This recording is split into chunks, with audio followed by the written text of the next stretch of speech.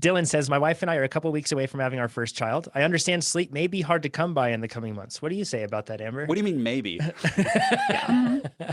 Yeah, exactly. But I've had a super productive off season thus far. 15% FTP bump using adaptive training. Boom, 15%. That is huge. Way to go, That's Dylan. awesome.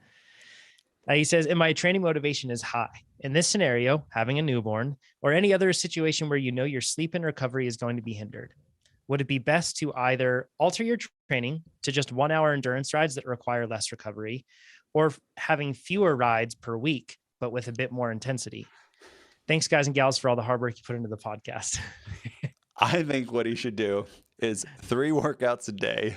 Hey, get out of here, Nate. Nate's attacking for those me for new listeners, podcast. can you please describe this? We should. I wish we could just. I wish we had the staff where we just cut back and forth like live to your quotes. Yeah, I've said a lot of dumb things. I eat a lot of words. I thought, well, when we had our first, our little guy Simon, I was like, yeah, okay. I'm just gonna split up my workouts into 3 times. He takes little naps. So when he takes a nap, I'll just jump in. I'll get in some intervals, and then I'll just kind of piece it together. And by the end of the day, I'll have the workout done. Like 3 30-minute rides. I think it might have happened one day.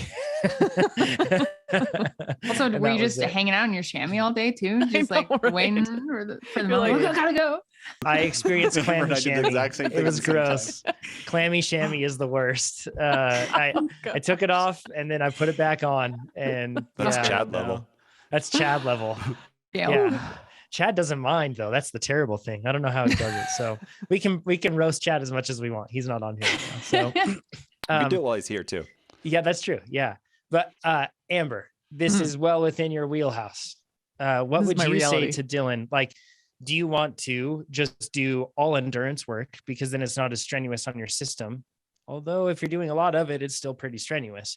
Or do you do less rides and keep them more intense? What would you say? Well, first thing is it obviously depends on your goal, but I'll answer this with the assumption that the goal is just to maximize general overall fitness. And in that case, I would suggest sticking with a training plan, because it'll end up being a mix of different training zones, and you'll hit those different energy systems. And I think that would be the best use of your time, is to mix it up a little bit. But I want to break this down a little bit further into 2 parts. So one is the planning that's going to be required for this, and then the execution. And the planning is tricky because there's a lot that you can't plan for. So right now with our little one, when she goes down for a nap, it could be 10 minutes or 3 hours. We don't know. So it's really hard to plan. So when I say planning in this instance, what I really mean is talk with your partner about how you want to support each other to continue to include these essential elements of maintaining your own well-being in this time, right? Because it's going to be really important that you each take care of yourselves. And in order to do that now, you're really going to need to lean on each other for that support, to make space for that.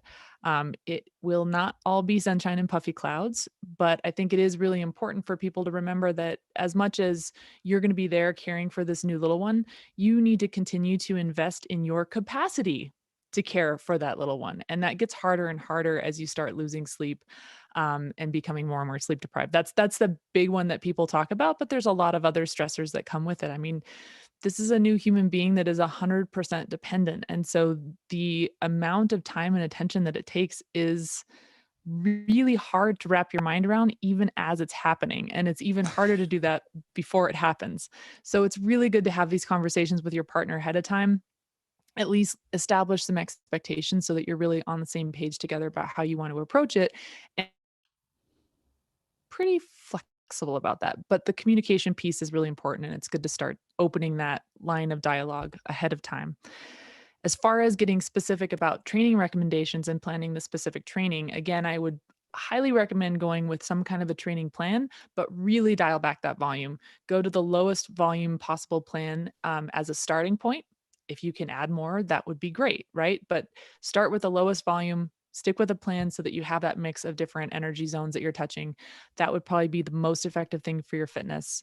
And that's kind of what I would recommend in terms of planning. And then when it comes to the execution, I'm a little bit partial. I would recommend letting adaptive training manage your misses and account for disruptions that come up that are unplanned. But the take home here is that you need to be very, very flexible. And I want to share something that somebody shared with me recently that was very valuable. And it's something that I want to share because I think it would be a really good way to frame this for you going forward. When it comes to being a new parent, and this might apply to a lot of other life situations too, you have to earn your training, which sounds really weird to say. But what she meant by that is, in order to train, you have to make sure that you've gotten enough sleep first. So did you earn your training by getting enough sleep? Did you earn your training by feeding yourself and nourishing your body?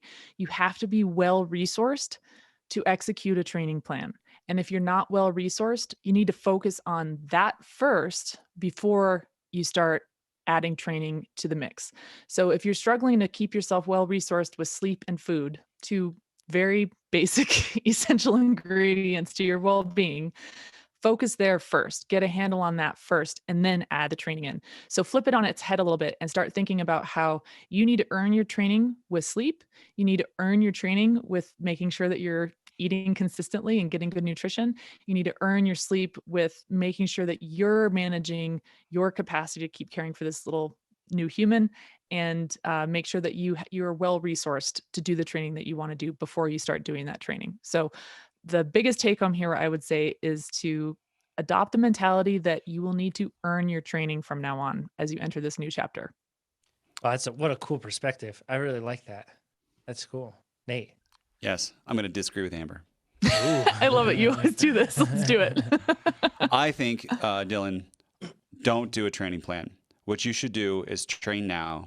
And I agree with Amber. There's two things that you should do is so train now. We're going to give you 3 workouts: endurance, climbing, or attacking workout. And you can then choose the time. So what you should do is when you have the time, you look at it and you think, just what Amber said, did I sleep last night? How do I feel today? I'm okay I kind of want to do intervals, but I don't have an hour, or I'm tired. So you're going to do 30 minutes. And then instead of maybe productive workout, you're going to do achievable workout. And just during this time, don't have the stress of a training plan or missing days. Just however you feel, and then choose those workouts. Hey, I only have 30 minutes to spin today. Like, real easy, endurance stuff. That's perfectly fine too. And you had a 15% bump, which is gigantic. Doing some of these intervals, and even just 3 days a week of some intervals, is going to maintain a lot of that. And then when you do come back and your kid does sleep, which, by the way, they'll always sleep, and then they get teeth, and then you regress. And then they don't. It's the new parents. You're like, they're finally sleeping, and then like a week later they get teeth. So cherish those moments. But that's how I would do it, is not have the stress of it. Know that this is like a bridge time, and you can get a lot of what you don't want to do is load up like 2-hour interval workouts, and because you're not going to have 2 hours, unless what Amber says is very, very key is you communicate with your partner and say, hey, a priority for me, the time that I want by myself during this time, is I want to have the time to do X amount of training. So I might want to do hour workouts, but I'm actually going to need about an hour and a half for my getting dressed, post after, maybe I take a shower. So when I start that time, can you just handle 100% of the kid, and I don't have to worry? And having that like communication, and then, you know what, there's going to be a time where it's going to be opposite. What would you like to have this alone time? Because when it's always kind of, you don't have that planned, and there's always like both parents be like, oh, is it my turn, your turn? That also is stressful inside of that. And just knowing when it's one person's turn versus another person, even like at night, like I'm going to get up tonight, you're going to get up tomorrow night. That is also super awesome. I had something else, but I forgot. I have nothing else to add on the parenting side. Amber, I totally agree with Nate about. Yeah, I just want to say I agree with Nate about train now. And I think the part where our two perspectives are overlapping is that you definitely want a mix of intensity and endurance. Like, it's not one or the other here. You want to have a mix of both. And then whatever is going to feel most manageable for you. If you're the type of person who's going to stress out over missing a workout on a plan, ditch the plan, go with train now. And train now is really nice because you can dial in different durations, and it will just boom. You don't have to scroll through library workouts. It'll just tell you, here's a great suggestion. You click it, you go, and you are making the most of those precious minutes that you do have. Dylan, you might be doing 2 to 3 30-minute workouts per week. And that's fine. Yeah. That's great. Like they're short and they're intense, but it'll probably help your mental state. You'll feel great. You'll maintain a lot of stuff. I remember the other one I was going to say, make your bottles ahead of time. Like make your bottles and put them in there. Set up everything as like put your shoes there. Always put a clean bib after you wash them, just hang it on your bike. So you can go in that room, you can change right there, and you eliminate that time. And don't, this is another thing that I've done. Have you ever like procrastinated so much of getting on the bike where you like look at something that you look at the time, you'd be like, I'd be done with my workout or almost done with my workout if I just would have started right away. And as soon as you start, it's easy. As soon as you clip in and you start going and you're in that warm up, it's like, oh, it's not so bad. I'll try to eliminate. It's like getting out of bed in the morning, right? It's like try to eliminate that. I definitely sit in bed for 20 minutes and then I'm like, I have no time. I wish I had 20 more minutes. Like you did have 20 more minutes. You just were on TikTok. That's horrible.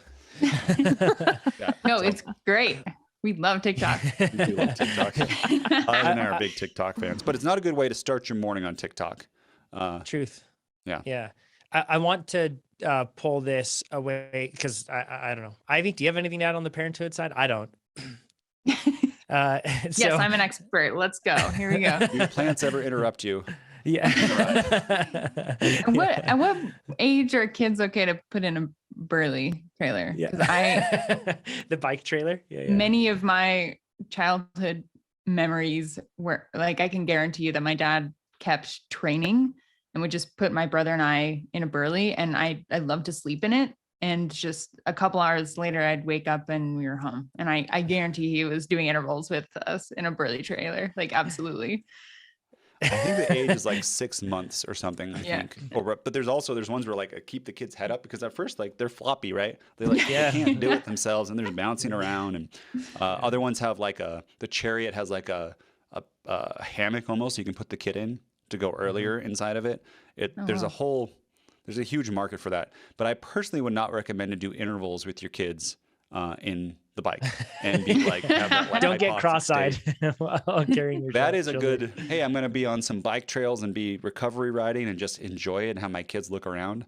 That's probably, and stop and we go to the park. That's probably better than, VO2 max. I do want to bring this outside of the context of parenthood and talk to people because that was one of the things that Dylan kind of mentioned, just people that are time poor in general. And I do think these principles still apply. And I think that endurance athletes, being type A individuals, often find themselves in positions of overcommitment and then fretting about not being able to fulfill on that commitment. And then it just adds an additional layer of of stress, not success, stress. And that can just make things even tougher. For me personally, I really think that it's important for you to just try to do something rather than nothing. It's a great principle to follow and to start your way from the beginning rather than where you were when you weren't time constrained. Don't jump into it with the same expectations. Start really low and get easy wins there and then slowly work your way up until you find that you are achieving balance. Don't go over the point where training starts to throw everything else out of whack. That's really tough. If you like this video, make sure you give us a thumbs up. If you didn't like this video, you can give it a thumbs down, but let us know what you would have done differently in the comments below. If you want to see more of these videos, make sure you subscribe to our YouTube channel. And if you want to become a faster cyclist, check out TrainerRoad.com. Do it.